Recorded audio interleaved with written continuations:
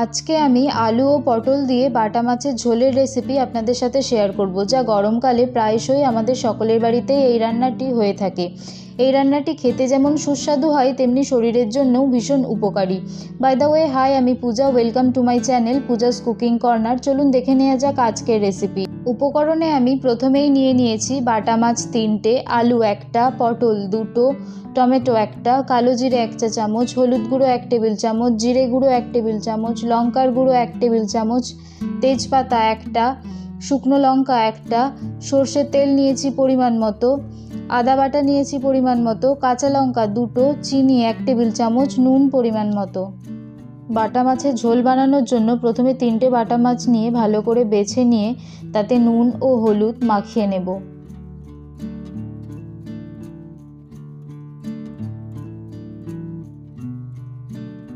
এরপর gas on করে কড়াইতে সর্ষের তেল দিয়ে দেব।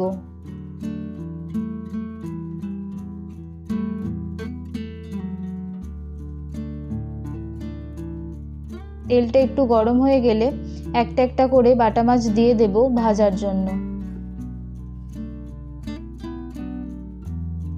এক পিঠটা ভালো করে ভাজা হয়ে গেলে উল্টে অন্য পিঠটাও ভালো করে লাল করে ভেজে নেব। ভালোভাবে ভাজা হয়ে গেলে তুলে নেব। এরপর ওই তেলেতেই আগে থেকে কেটে রাখা পটলগুলো দিয়ে দেব ভাজার জন্য। এর মধ্যে স্বাদমতো নুন ও সামান্য পরিমাণ হলুদ গুঁড়ো দিয়ে ভালো করে নাড়াচাড়া করে পটলগুলো ভেজে নেব। ভালো করে গোল্ডেন ব্রাউন করে ভেজে তুলে নেব। এরপর ওই তেলেতেই আগে থেকে কেটে রাখা আলুগুলো দিয়ে দেব। দিয়ে সামান্য পরিমাণ নুন ও অল্প পরিমাণ হলুদ গুঁড়ো দিয়ে আবারও নাড়াচাড়া করে আলুগুলোকেও ভালো করে ভেজে নেব। আলুগুলো ভাজা হয়ে গেলে আবারও কড়াইতে সর্ষের তেল দিয়ে দেব। দিয়ে তেজপাতা, শুকনো লঙ্কা এবং কালো জিরে ফোড়ন দিয়ে আদা বাটাটা দিয়ে দেব। দিয়ে সামান্য পরিমাণ জল দিয়ে এক এক করে দিয়ে দেব 1 টেবিল চামচ জিরে গুঁড়ো, 1/2 টেবিল চামচ হলুদ গুঁড়ো এবং 1 টেবিল চামচ লঙ্কার গুঁড়ো দিয়ে বেশ কিছুক্ষণ নাড়াচাড়া করে মশলাটা কষিয়ে নেব। মশলা থেকে তেল ছেড়ে এলে টমেটোগুলো দিয়ে দেব। দিয়ে আবারও টমেটোর সাথে মশলাটা ভালোভাবে কষিয়ে নেব। এরপর স্বাদ মতো নুন দেব। দিয়ে আবারও নাড়াচাড়া করে নেব। এরপর পরিমাণ মতো জল দিয়ে দেব। দিয়ে বেশ কিছুক্ষণ নাড়াচাড়া করে টেস্টটাকে ব্যালেন্স করার জন্য অল্প পরিমাণ চিনি দিয়ে দেব।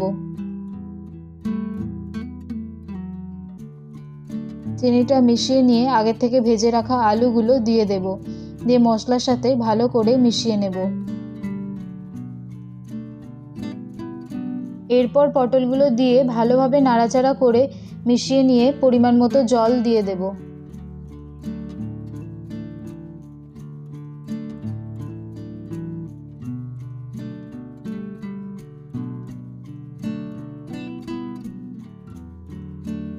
জল দিয়ে নাড়াচাড়া করে একটা কাঁচা লঙ্কা চিড়ে এর মধ্যে ফেলে দেব। দিয়ে ঢাকা দিয়ে 2 থেকে 3 মিনিটের জন্য রান্না করে নেব।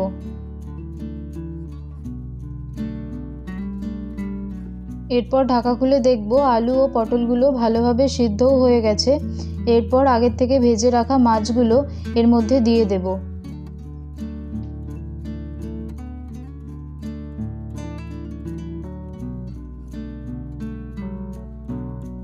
এই বাটা মাছগুলো দিয়ে একবার ফুটিয়ে নামিয়ে নিলেই রেডি হয়ে যাবে এই বাটা মাছের ঝোল, যা খুব কম সময়ে এবং কম উপকরণ দিয়ে বানিয়ে নেওয়া যায়, যা খেতেও সুস্বাদু ও স্বাস্থ্যকর হয়।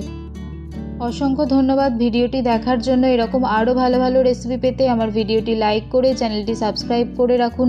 ধন্যবাদ। ভালো থাকবেন, সুস্থ থাকবেন।